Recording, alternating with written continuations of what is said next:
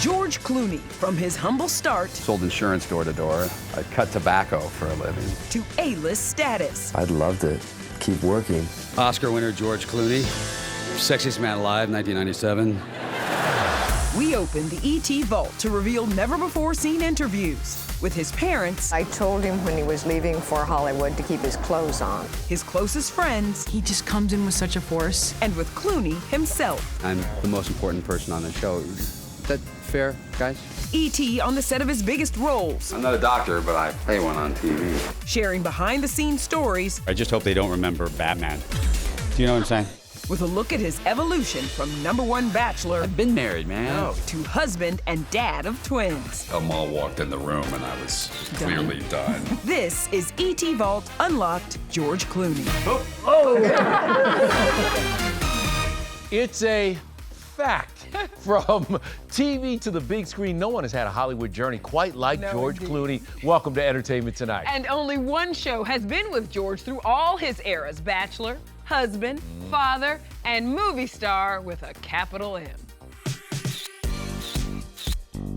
Listen, you know, the truth is it's fun to make movies. I really enjoy what I do. Can't beat the view. I've been involved in films that have had a lot of intense buzz. You said that you sold this. Vengeance isn't power. Anyone can take a life. I'd love to keep working. Getting paid to do this is such a treat. It's funny, you don't seem like a girl who needs directions. His charm, Well, hello. effortless. His swagger, well, more than enough to earn him the title of People's Sexiest Man Alive twice. He probably campaigned heavily. I did. Clooney starred in more than 50 movies, and they've grossed over $3 billion at the box office. We're not partners. He reunites with his pal Brad Pitt September 20th for Wolves, and next year he makes his Broadway debut with an adaptation of his movie Good Night and Good Luck. Sir, who are the people? Are they elected? And the Oscar goes to George Clooney and Syriana. Clooney's won 2 Oscars, starred in 74 TV and film roles in a career that spans 5 decades. George comes to work as a friend of every crew member. Through it all, Clooney counts his co-stars among his best friends. You know, I mean, George will just do anything to keep people happy and laughing, and he's really smart. She's, pretty much a dream to work with. Yeah, George could take us all down. Yeah. No one handles this business better. He just comes in with such a force. Yep, he's a force at the box office and in business. He and longtime friend Randy Gerber sold their tequila company, Casamigos, in 2017 for $1 billion. Out of the two of you, business partners, who's sort of like the more meticulous person and who, I don't know, likes to taste the tequila more? I would say we both love to drink the tequila. Most times he could outlast me. He keeps going. E.T.'s been right there for George's journey to the top, starting way back in 1985. I've been in LA about 3 years. This was our first sit-down just after a 24-year-old George had nabbed a role on The Facts of Life. Thanks for the dance. Another? No, I'm whipped. I play George Burnett, and I come in, I'm a carpenter on the show. You're stepping into a family that's been in place for 7 years. Is that going to be a little tough? Oh, well, actually, it's very easy because they're all so easy to work with. It's like getting paid to eat ice cream. It's very, it's great. George was living his dream on a hit show in Hollywood after moving from Kentucky to stay with his famous aunt, singer Rosemary Clooney. To the first years you came out here, you actually lived with your dad's sister, your Aunt Rosemary. The very first year I came out, she had a back room back in her house. I was slumming it in Beverly Hills. Living in Beverly Hills, I didn't have a car, so I rode a bicycle to auditions, and I was doing construction work for a living, so I didn't have any money at all. How many pilots did you end up doing, George? 13 altogether. It was just one after another. What was the turning point where you actually could afford your own apartment and live it up a little? I did a series called ER, which was a sitcom, 1984. E.T. was behind the scenes with George on set of that first ER. The actor also appeared on 11 episodes of Roseanne. I'm not coming on to you. We hung out with the up-and-coming Clooney again in 1990 for his rock star era. Sounded all right to me. Yeah, well, all right, just didn't want to cut it. I was doing a series called Sunset Beat, where I played a cop during the day and a rock star at night. Well, I think, without question, I'm the highest paid and I'm the most important person on the show. Is that fair, guys? But the show that made George Clooney a household name? I'm not a doctor, but I play one on TV. I was lucky enough after a lot of bad television that I was bad in to get an opportunity. It wasn't just that it was an incredibly successful show, but it was also a critically successful show. So all of a sudden getting like Emmy nominations and stuff was very strange. I had never been in that sort of category before. That was the turning point for my career, absolutely, without question. You know, ER was absolutely the turning point for everything. He played pediatrician Dr. Doug Ross on the hit medical drama for 5 seasons. E.T. was with the cast for a photo shoot just 18 days before their season 1 premiere in 1994. Quickly, ER, ET, ER. ER. Is it fun doing the photos? Are we doing photos? Yes. I like the one where I had my hand on Eric's That was a can't good be one. Sherry. This is not That's cable. our secret. At its peak, ER attracted 48 million viewers for a single episode. That's almost half of the American audience. And George's paycheck? He reportedly got paid $100,000 per show, never asking for a raise during his entire run. What is the most insane thing you've done since this whole thing took off for you? What am I going to buy? Yeah. Well, I was thinking about Maine. It's nice, it's far away. You're a lobster man. Oh, yeah. Our television shows are probably, for an actor, one of the, maybe the toughest gig you could have. Just because you work so many hours and you do so many pages. And our show does more pages than most shows would ever do. Because it's all Steadicam, it's all run together. And we have to learn a language that we don't speak, and we have to be able to do these ballets. And action! E.T. was invited to set 6 times to capture the TV magic and George's many faces. The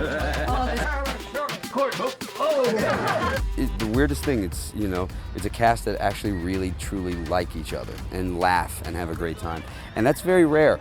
You start to think of yourself as a real doctor. We were at the Smokehouse with Tony, Anthony Edwards, and the whole cast, and we're all in our doctor's garb. And we're eating, and his little baby starts to choke on something. And there's 5 actors, looking like doctors, jumped up and went, oh, somebody do something! And everybody's looking at us like, you do something, idiot. It would be a horrifying thought if we had to actually do something like CPR. George said goodbye to ER in 1999 to focus on film, but made 2 cameos in later seasons, including this surprise return for his TV partner Juliana Margulies' final episode. It's beautiful. We loved working together. We were good together. We could finish each other's sentences. It was easy. He was actually the one who taught you to respect and love the cast and crew. It was a guest star who was keeping all of us waiting in their trailer, and when George said, when you keep all of us waiting, the crew actually doesn't get to go home to see their families. And I was like, nice. Never happened again. He taught me everything. From a small screen stud to a big screen boss, George starred in 12 films while on doctor duty. Action. His first major role was in Quentin Tarantino's 1996 horror film From Dusk Till Dawn. E.T. was invited to the set twice. I was offered a few films as the series was winding down, and you want to be careful about what you choose. And then a script like this, where you get to work with a director like this, you don't even read the script. In fact, I still haven't. George's charm and talent earned him parts alongside Hollywood's A-list, including Nicole Kidman in The Peacemaker, where we saw them in action in New York, and Jennifer Lopez in Out of Sight. Even his box office bust, Batman and Robin, didn't affect his superpower of likability. Help me save another life. What part of your history do you hope people remember most? I just hope they don't remember Batman. Do you know what I'm saying? Starting in 2001, he was at the forefront of the star-studded Ocean's cast alongside Pretty Boy Pitt. Yeah, this blossoming bromance goes back 23 years, and you know what that means? Lots of pranks. I put out a memo with a call And don't sheet. look me in the eyes and help me with my character by calling me only Mr. Ocean. 2 days later, I peer around and walk around the passenger side of my car, and there's this big sticker that says, board. George and Brad have joined forces 7 times. That includes the Ocean's trilogy with another close friend, Matt Damon. Something about you two that you like working with each other. Well, look, he's very cheap. We couldn't get Brad because Brad was busy. On set of The Monuments Men, Clooney took no mercy on Matt, who was trying to drop a few pounds. Every time he would leave to go home, I would just, and he was working out and eating really healthy, and I would just have the wardrobe girl take his costume in like a quarter of an inch every time. By the end, he's just like, I don't understand what's going on. There's a Michelangelo joke to be made. You're just the man to make it. Matt's the greatest actor I've ever worked with. I'm trying to think if there's a better actor. Nope, there's not a better actor. These besties have worked together on 6 films, the same amount of times George has co-starred with Julia Roberts. We're both kind of idiots, like goofy, silly. Anything to keep people like entertained on a movie set. She's a really good friend. Our families are quite devoted to each other. After more than 2 decades of friendship, they've become like family, which can make 80 takes of that Ticket to Paradise kiss a little awkward. Is kissing each other really ridiculous? I preferred kissing you when you didn't have a beard. I have a beard now because, I shave in the morning and it grows by the afternoon. He's so manly. Yeah, He's such a brute. Yeah, the testosterone is shocking. It is. Yeah, you should see my back. Oh yeah, all hair. You guys, the guy's back pretty impressive, isn't it? We speak as one. Exactly right. When we were shooting in Australia, she lived down below us, and she just would come up and literally take the kids out for ice cream with my wife, Yeah, I heard a rumor that she became the 5th Clooney of that trip. Yeah, I know, I can't shake her. We want to do like an Ocean's 14 where we're just all really old and everything we try to do, we throw our backs out. Yeah, we've retired. We're trying to train for one last day. Oh my. Let's go get the... So what was life like for George before the A-list? Just ask his parents. I think that I told him when he was leaving for Hollywood to keep his clothes on. I think that was it. I'm thrilled he's still taking my calls. Yep, this Kentucky-born kid was destined for greatness. Our family was very competitive, growing up even, it's who could get the first one-liner out. I sold insurance door to door and There you go. I cut tobacco for a living. George even worked for his father, Nick, who was a local news anchor and TV host. My dad did a variety show in Cincinnati. The show didn't have a lot of money, so during the summer, my sister was a cue card girl, and I would be a gopher, or I'd floor direct a couple of shows, and hang out. It was fun. And when George hit it big on primetime in the 90s, he convinced Nick's sister, his Aunt Rosemary, to come out of retirement for a cameo on ER's debut season. It was from Chicago to LA. I felt sorry for her, help her out a little bit. She needs cash.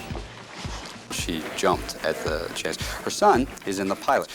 She hasn't acted in 30 years, so it's pretty neat. She got a letter from Steven Spielberg telling her how great she was. So great, she earned an Emmy nomination. Yeah, George never forgot where he came from. He went back home to Cincinnati to shoot the 2011 political thriller, The Ides of March, with Ryan Gosling.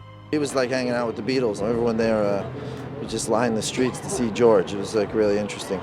The hard part is, of course, it's nothing but family members everywhere you go. Is there a lot of family in the movie? Oh yeah, I got my nephews in the opening, second shot in. Yeah, it's a great town. It was nice to be there.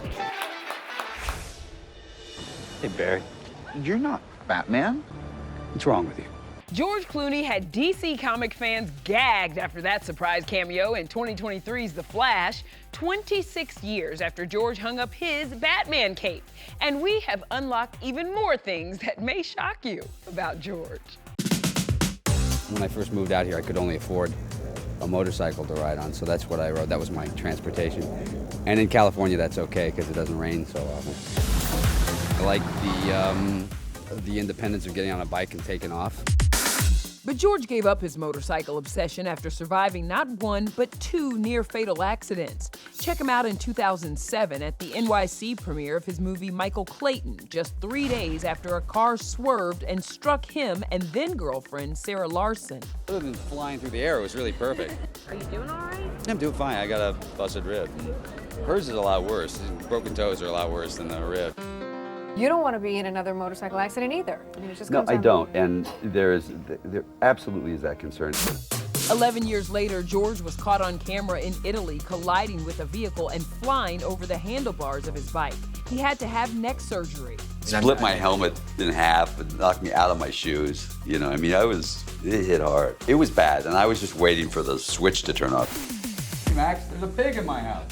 And did you know, before George had twins, he was dad to this 300-pound pot-bellied pig, who was a gift from his ex, the late Kelly Preston. They said they're miniature. Yeah, he's miniature compared to a prize-winning hog. He runs the house. I mean, he literally, you have to step over him to get anywhere. And remember this role that made his bestie Brad famous? Simon says, everybody down on the floor. Well, George revealed to GQ he was pretty close to getting it himself, confessing that after he lost out, he, quote, wouldn't watch Thelma and Louise for a couple of years. You're the one stealing my heart. I'm used to losing. I'm good at it now. You guys are the definition of power couple. Do you feel like a power couple, Marilyn? Yes, No, not really. yes. She inspires me in everything she does. Said it wouldn't last. Nearly 10 years of marriage and more in love than ever. As we all know, George's fairy tale ending with them all came after decades of living life as Hollywood's most notorious bachelor. Did you actually say, I'm never getting married I again? think I did. You don't really understand how sort of definitive statements can box you in. George was married once to actress Talia Balsam, which ended in 1993 after 3 years. 12 years later, he joked about it alongside Brad Pitt, who was married to Jennifer Aniston. Don't you think, though, he should finally join the married crowd? I've been married, man. Oh, come on, you should try the divorce crowd, you guys. It's really fun.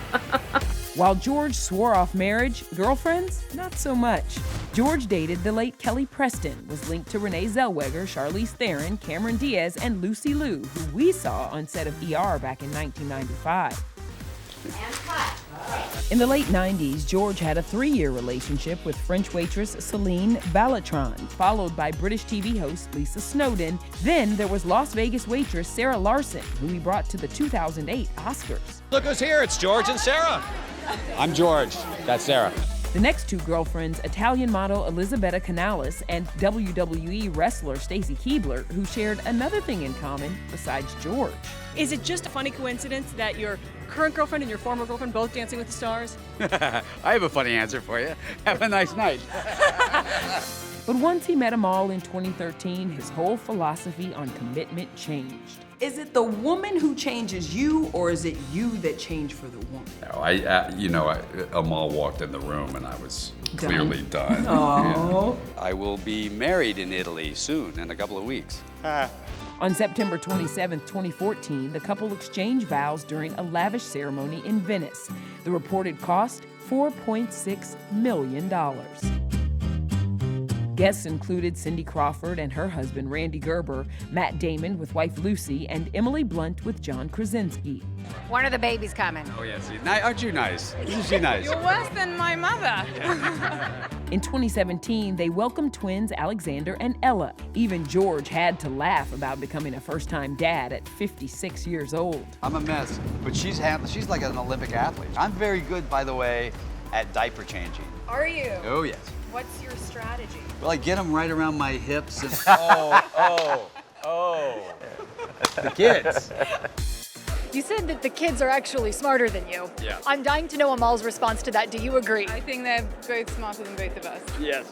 They've yeah. certainly outsmarted us. So. And they have a language that they speak that we don't speak, so we're at a distinct disadvantage. Yeah. And French. She speaks French, so they've got me coming and going. I don't know what to do. What is the best prank they've pulled on you lately? They have some jokes they've been playing, which they're so filthy I'm not even allowed to tell you. 5 years old and telling filthy jokes. Amal, what do you make of this? Whose contribution do you think this is? My wife is filthy. Filthy. Well, the attorney is also working with her husband to change the world. In 2016, they founded the Clooney Foundation for Justice, which works in more than 40 countries to provide support for victims of human rights violations. I'm very passionate about the idea of holding people responsible for atrocities. We're lucky that we get to focus a lot of the attention that we get on people that need the attention. Bet you didn't know George and Abraham Lincoln are fifth half cousins, which could explain his passion for public service. And this Oscar winner doesn't just write multi-million-dollar checks. His passion project since 2006, the people in the war-torn Darfur region of Sudan. He visited Africa to work with them directly and even launched a satellite program to track genocide in the area. I spent a lot of time involved, and I'm committed to it, and I know the facts, all of them. In 2008, he and his Hollywood buddies, including Brad Pitt and Matt Damon, donated $500,000 to stem hunger there through their charity. They need helicopters to get food and stuff into the families. And in 2012, he and his dad got arrested during a peaceful protest outside the Sudanese embassy in Washington. Best estimates are tens of thousands of people are going to die from starvation that is man-made. There really is a ticking clock on this, and we need to get moving. They're giving a voice to the voiceless, and it gives me hope in humanity that people like George and Amal are out there fighting for people who can't fight for themselves. Dr. Ross, you remember what they taught us at TV medical school? Give him the rapper's delight. I said hip hop, you ever do the hip hop, you don't stop. Rock it up, baby, bubba to the boogie, to bang bang, the boogie to the boogie to beat. Okay, MC George C. Clooney did his best Sugar Hill Gang for that TV doctor sketch on Late Night with Jimmy Kimmel back in 2016. All right, we leave you now with more from George. He's not spitting rhymes, but he is dropping words of wisdom. Take care, everybody. I said a hip. Oh. Well, I have this bad sort of Irish habit of closing the parties. Oh, geez. Hide the liquor. I'm George. I'm Amal Clooney's husband. Yes, I feel slighted. My entire career has been reduced to a +1 now. She's gorgeous and funny. She's the smartest person in the room, in every room she walks in. And it's, I'm always very proud to be standing next to her.